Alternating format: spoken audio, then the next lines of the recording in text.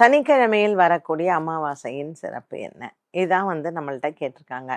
So சனி பகவான் அப்படின்னாலே அவர் ஆயுள் காரகன் அப்படின்னு சொல்றோம். அ நான் ஆரம்பத்திலேயே சொன்னேன். சனி பகவான் நம்ம என்ன மாதிரியான கர்மா செஞ்சிருக்கிறோமோ, நீ நல்லது பண்ணா உனக்கு நல்லது பண்றாரு. நீ கெட்டுதல் பண்ணீன்னா உனக்கு கெடுதல் பண்றாரு.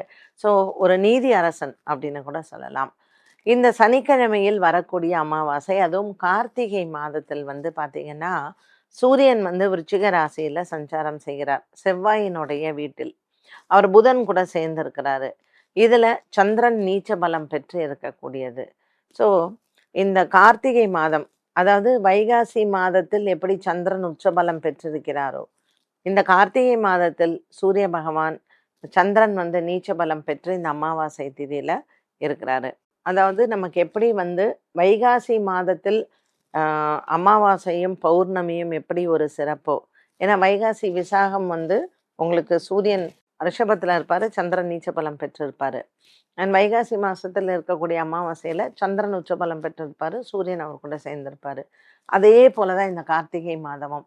அதனால தான் இந்த கார்த்திகை மாதம் பார்த்தீங்கன்னா, பூமியில் பூமி குளிர்ந்திருக்குன்னுவாங்க.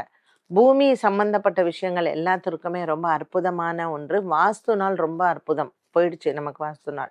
போன சாட்டர்டே தான் வாஸ்து நாள் முடிஞ்சது.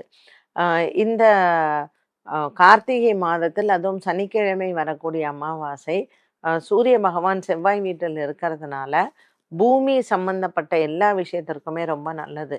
அதனால இன்னைக்கு வராக பெருமானையும் வாராகி அம்மனையும் வழிபாடு செய்தால் பூமி சம்பந்தப்பட்ட விஷயங்களில் நமக்கு லாபங்கள் கண்டிப்பாக உண்டு.